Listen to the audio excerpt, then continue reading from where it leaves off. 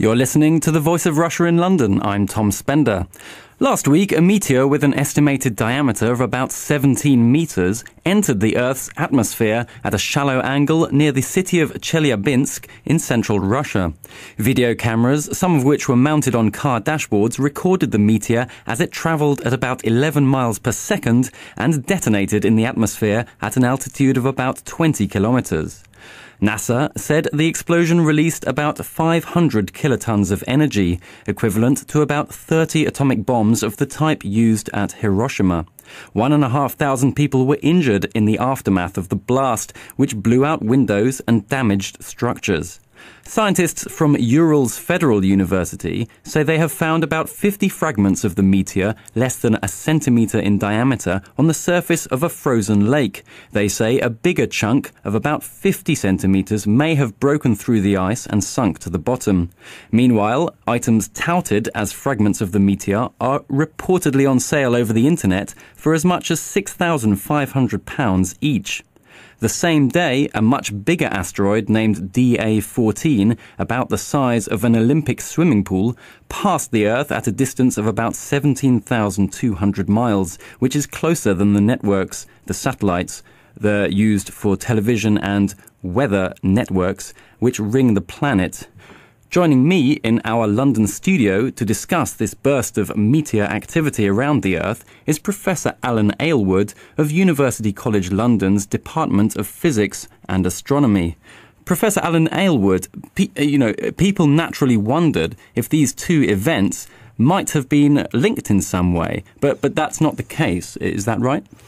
No, the one that exploded over Russia was actually travelling north to south, whereas we know that Da-14 is travelling south to north. They very often are linked. I mean, we know that comets are linked with meteor showers. We know that we very often see pairs of asteroids together, but these were going in opposite directions, so it's not very likely they were anything to do with each other. Were they the same kind of object, or did they have similar origins, or were they different, or what do we know about them? Well, they were both obviously rocky objects, so they were similar in that respect, but. And in fact, most of the objects that come near Earth are either rocky or iron-based. We're lucky that this wasn't more iron-based, otherwise it wouldn't have broken up. We may have actually seen more of it land.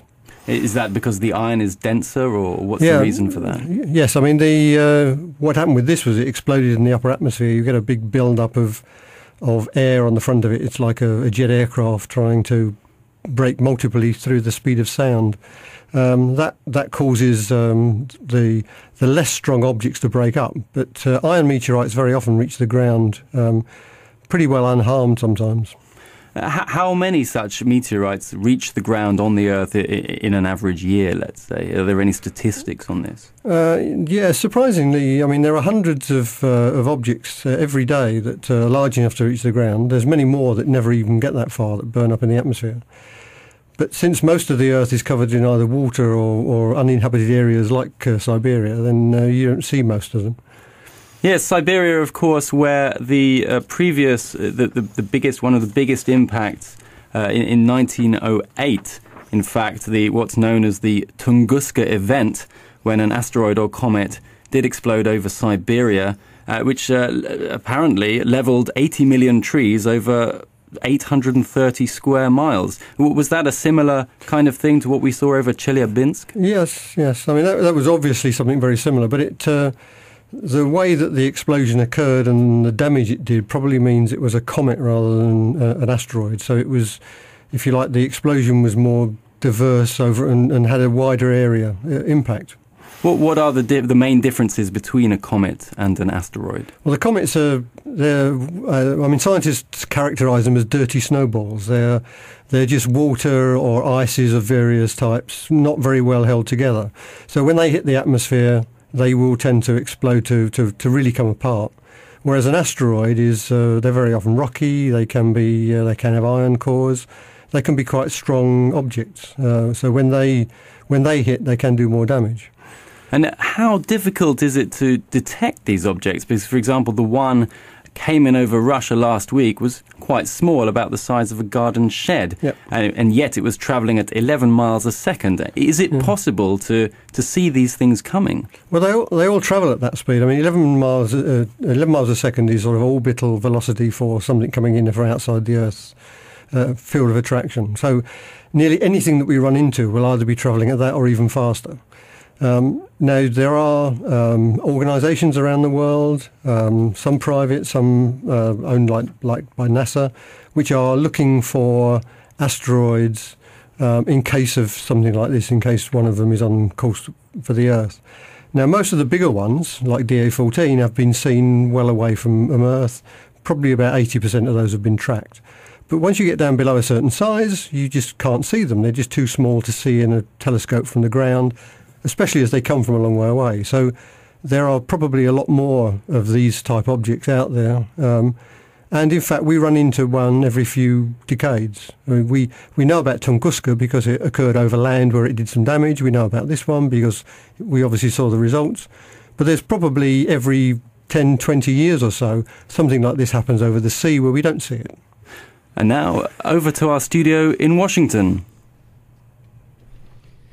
Thanks so much, Tom. I'm here with Dr. David Dunham, who works at KinetX and is the lead scientist at the Laboratory for Cosmic Research at the Moscow Institute of Electronics and Mathematics. This is Rob Sachs, of course, here at the Voice of Russia in D.C. And Dr. Dunham, wanted to ask you a little bit more about the fallout from this big meteor. We heard earlier Tom talking about how people, there's a scramble to collect these meteors all over, and that you can get almost as much as, I'm seeing, $16,000, 500,000 rubles for a fragment. Why are they so valuable? What can we learn from these little pieces of rock? Well, certainly an important thing about this is to learn how these things break up in the atmosphere, and in order to do that, you have to know what they're made of. So any debris left from these explosions are very interesting to the scientists to try to figure out what the parent body was. Then we can take better defense against whatever is out there. So when you're analyzing one of these meteors, what are you looking for? The chemical compounds of it? What can the various parts of looking at this under a microscope tell you about the object from the sky and tell you about the universe in general? Well, you can look at the isotopes. You can tell the age of the object or how long it's been exposed to cosmic rays in space and so forth, depending upon how deep inside the parent meteoroid the object was. So I'm not really an expert at the physics of this. Maybe Alan can say more about that. I'm more an orbital design guy. So. Well, maybe we'll get Natan Eismont, our guest in Russia, to weigh in on that. He is a leading scientist at the Russian Space Research Institute of the Russian Academy of Science. Natan, welcome. Welcome.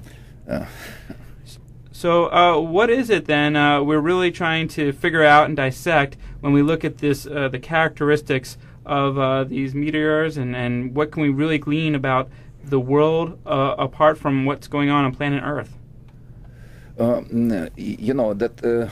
Studying, exploring these bodies which came from the cosmos, we can better understand the origin of the solar system.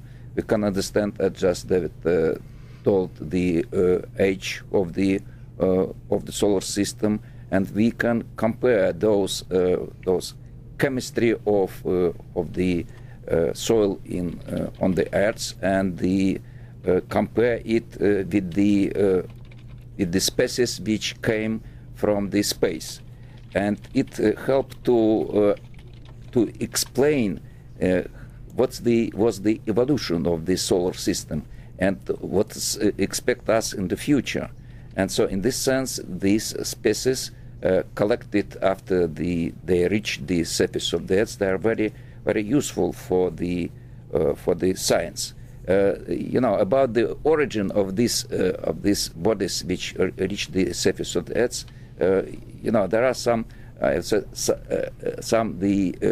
small stones which are suspected to come even from the Mars surface. Sometimes there are some arguments about what was the genuine origin of these bodies came from the space. But in any case, it helps us to understand the evolution of the solar system. Well, I wanted to also ask you, Natan, about these meteors that come to us, and we talked about how you can get a lot for them on the market, but talking about the price of exploring meteors versus actually going out and putting a rover on the surface of Mars, it seems to be a lot more economical to get what comes to us rather than trying to go there. That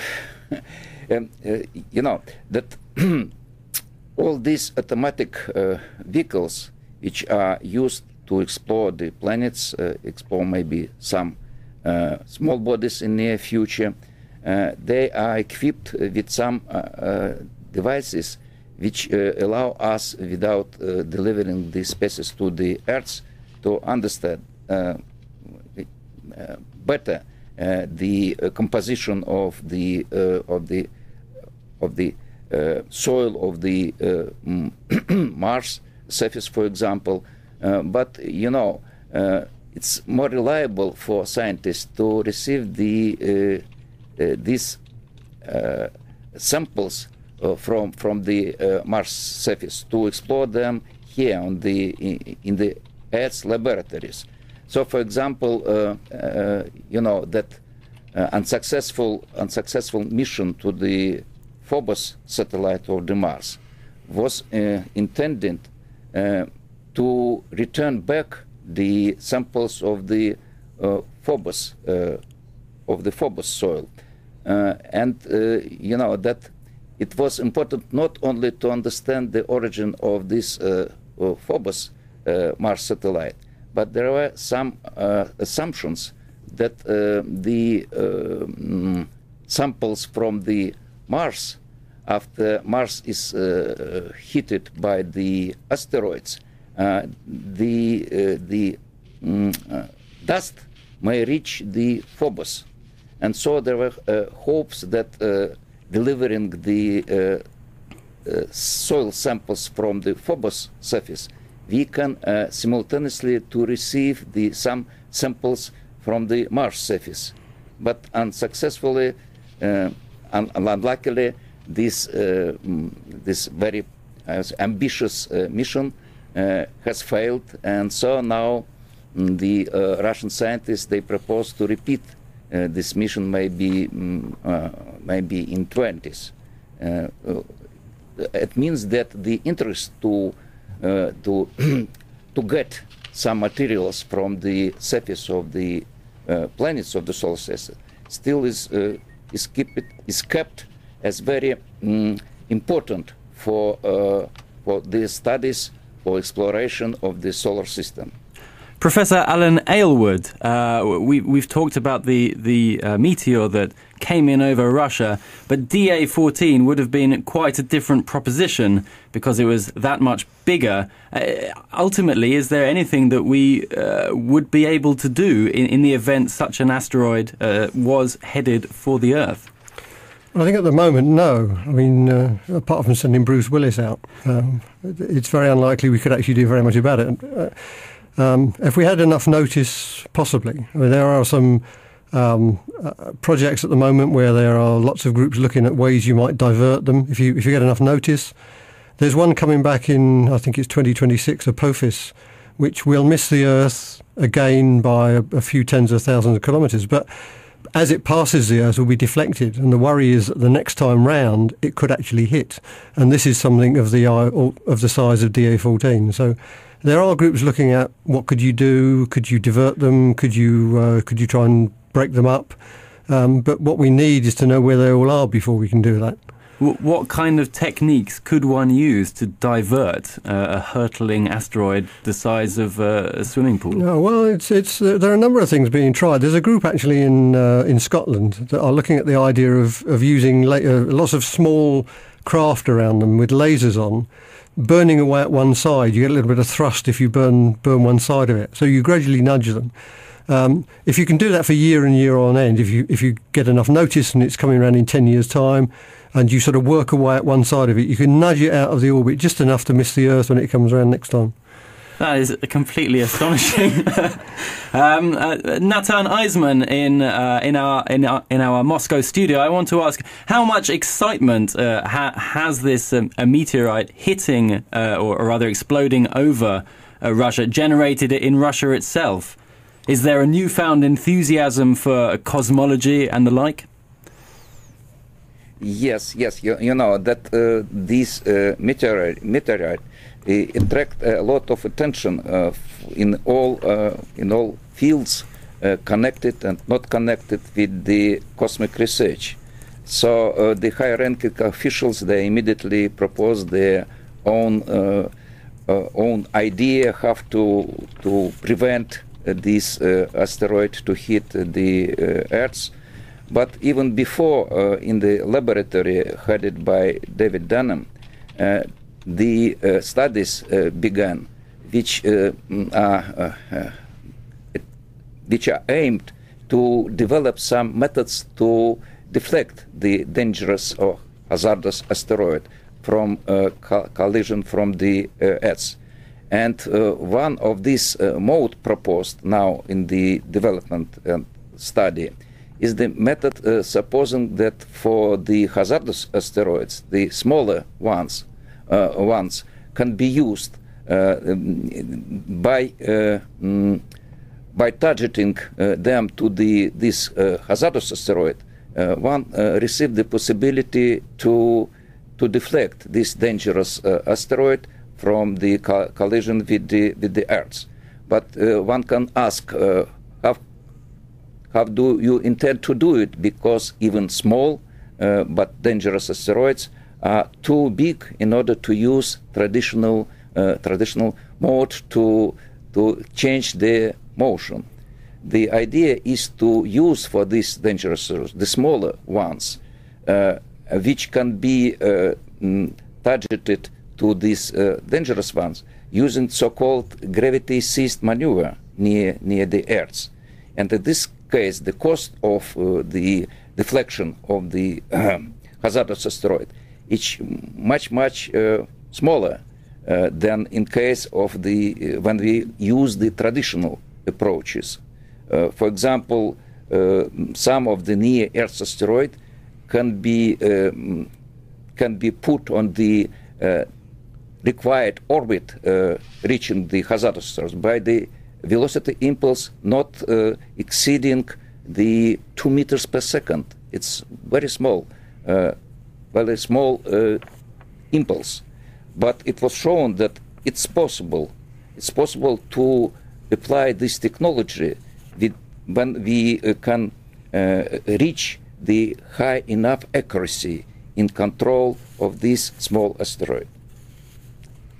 Well, just to jump in off that and to get our American guest, David Dunham, back into the conversation, wanted to ask you, thinking about this, it's almost like an Iron Dome system for asteroids, but would this be something that would be based here on Earth, or would you have to set up something on the Moon or the International Space Station? How would you best position yourself to intercept an object hurling itself toward Earth? Okay, well, as Natan described this effect of using small asteroids. Now, these are objects like 5 meters across or so, 5 to 10 meters, a little bit smaller even than the Chelyabinsk event. And these are being discovered more, but there are millions of them out there that we don't know about yet. The idea is to try to move one of these things, one of them that is already naturally passing close to the Earth, to change its orbit so it moves by the Earth in a different way, and the Earth's gravity then gives you a much bigger lever arm to change the orbit of the small asteroid, so you can move it into the path of Apophis or some other dangerous asteroid. So it's almost like asteroid billiards here. Exactly, exactly. And this isn't just science fiction. There's a group in California, the Keck Institute, who has studied capturing small asteroids like this, using a system that would envelop the asteroid, just wrap it up, and then using the rocket that arrived there to move it, nudge it slightly, and then use weak stability boundary regions near the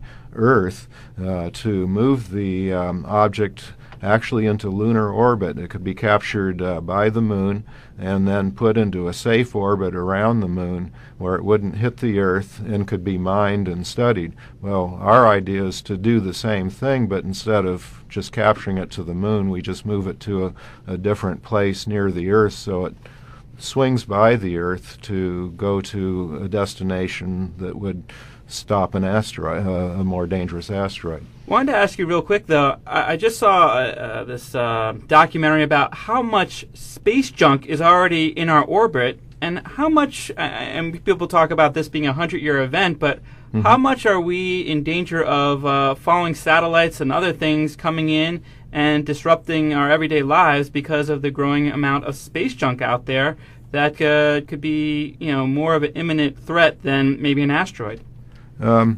No, there's not as much junk that we've put out there that's already the natural threat is larger than the man-made one. There certainly is a man-made threat. There was a rocket engine that fell in a farmer's, in a farm near Texas a few years ago that was a space junk object like that. So yeah, they can do that. And I've heard that some soldier or some people on a ship off of Japan were injured by a falling satellite several years ago. But there's nothing out there. I mean, the International Space Station, of course, is pretty large, and the Mir space station, they steered it so it would fall over the Pacific and where it wouldn't hurt anyone. But when it came down, the natural threat is still much larger. I mean, there's much bigger objects out there than anything we've put into orbit so far.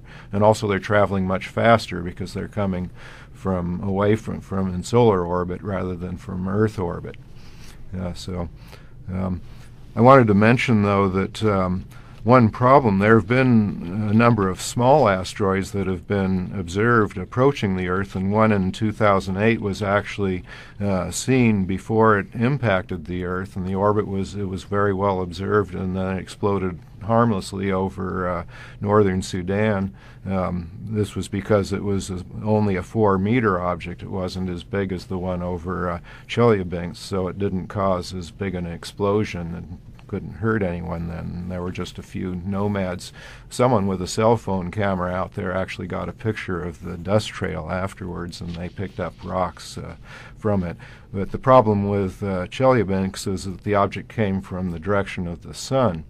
And so that's the problem, is we don't know a lot of these things, and they can come either from the night side or the day side. And if they come from the day side, we don't have any warning except from the flash, and then a few minutes later the shock wave will hit you, like happened in Chelyabinsk. Well, we have an idea of how we might be able to see these objects a day or so beforehand. And that's because there's a balancing point in the gravity between the sun and the Earth, about 1.5 million kilometers or 1 million miles towards the sun, called the L1 libration point. And we've already put several satellites there to study the solar wind and to study the sun and other things like that. But I have an idea that we could put a space telescope there that would look at the vicinity of the Earth continuously. and we could spot these things. There's a group called the B612 Foundation in California that's already designed a very capable space telescope for detecting asteroids. And they plan to put it into orbit near Venus so that it could be in a Venus-like orbit. It could look out at the Earth's orbit and find lots of asteroids, but it will find the ones 100 meters and larger. So, as you say, swimming pool-size objects, and things like DA14. It'll find most of those, not all of them, but it'll find most of them. Over its 6-year period, it should find about 90% of them or so. But if you could put a copy of that spacecraft at the Sun-Earth libration point and look towards the Earth continuously, we'll see events. We'll see asteroids down to only a few meters across. And then once it sees it, then you can predict where and when it will hit the Earth, if they're on a collision course with the Earth. Of course, most won't be, but as we say, every 15 years or so, one will be that's large enough to do some damage. And so instead of having only that 2-minute warning, we'd have several hours of warning. And especially if it's a larger object like DA14, something as large as caused meteor crater in Arizona that could wipe out a whole, like a whole area like the size of France. Well, we want to get into that, but I know we have to go to break. Tom, I'll let you introduce us into our newscast. That's right. We're just going to have a very short news update now from the Voice of Russia in London. You're listening to the Voice of Russia from the heart of London. On weekdays, we broadcast live from 4 p.m. until 8. We'll bring you news, current affairs, features and debate. You can listen to us on digital radio and online. Visit ruvr.co.uk. Well, welcome back to the Voice of Russia in London. I'm Tom Spender, and I'm joined in the studio by Professor Alan Aylward of University College London's Department of Physics and Astronomy, and we're talking about last week's meteor detonation above the Russian city of Chelyabinsk and the larger asteroid known as DA14, which narrowly missed, at a distance of about 17,000 miles, the Earth on the same day. Dr. Alan Aylward, we've been listening to our other guests in Moscow and Washington talk about some of the tactics that could be used to deflect asteroids and also the difference in the direction that they come from, making it more or less difficult for us to detect them. In this case, the asteroid that came in over Russia appears to have come from the direction of the sun, and that made it more difficult to spot. I wonder if you could just tell us why it's more difficult to detect an asteroid if it comes from one direction or another. Okay, well, obviously you understand that if it comes in during daytime, it has to be a certain brightness before you'd see it in the sky. But also, if you're looking in a telescope and you're looking out into the sky looking for objects, if they're near the sun, then obviously the sun's light swamps anything that you're likely to see. So there's always an area around the sun which you can't go looking, because you need sensitive detectors to see these things. I mean, you can imagine something that's only 4 meters across, millions of miles out in space. You're just looking at the reflected light from it. They're very, very dim. So your instruments are very sensitive. So you just don't look too close to the sun, otherwise you destroy the instrument that you're using to look for them.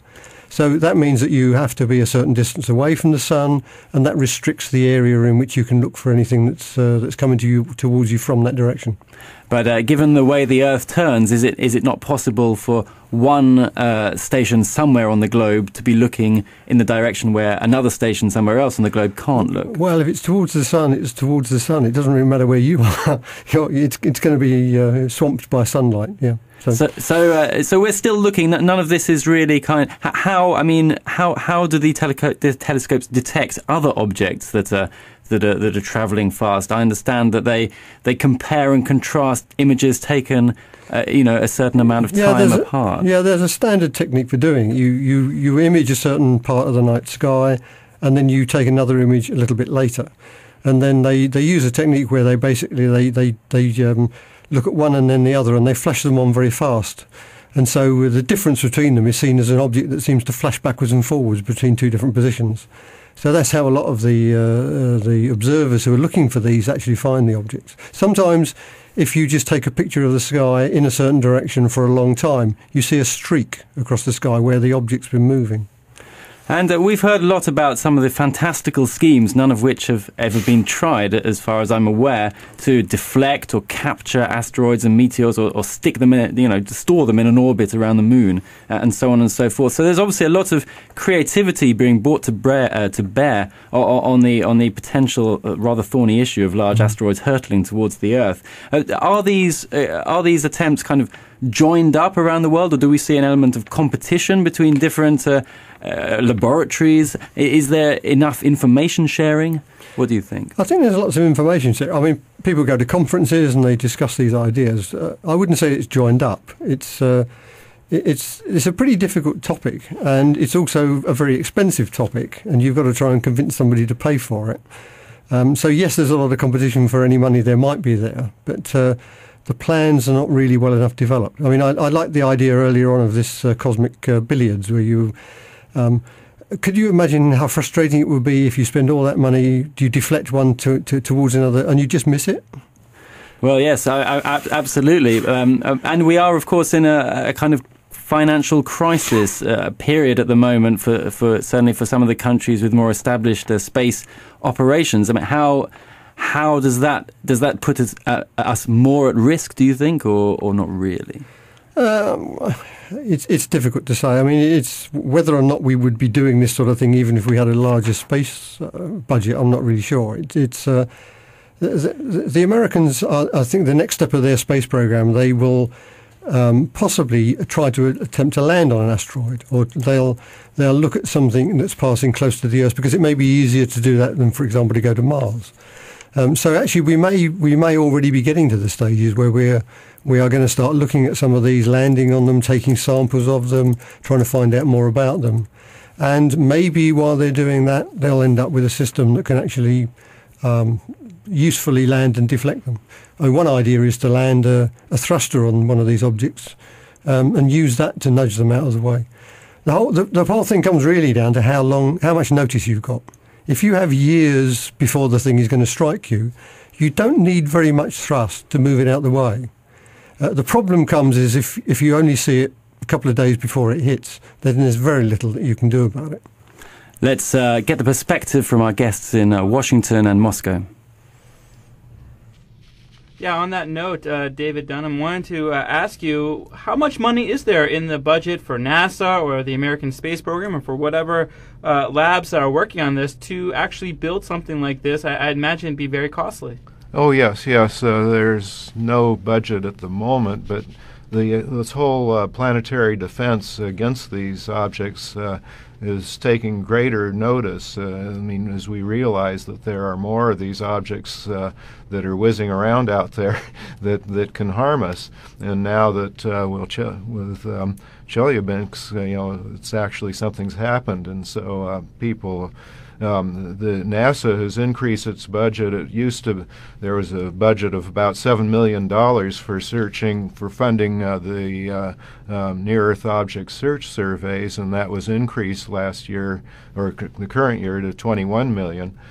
So that's with the PanSTARRS and the LSST programs are increasingly to find these things, But of course, we really need something a little bit more. This idea of this Sentinel telescope that the B612 Foundation is supporting it's a private foundation. It's not NASA, but they've done a design for this. It's based upon the NASA spacecraft, the Kepler spacecraft, which is discovering planets orbiting other stars. It's sort of a similar technology. Well, I want to get Natan Eismont to just weigh in on the Russian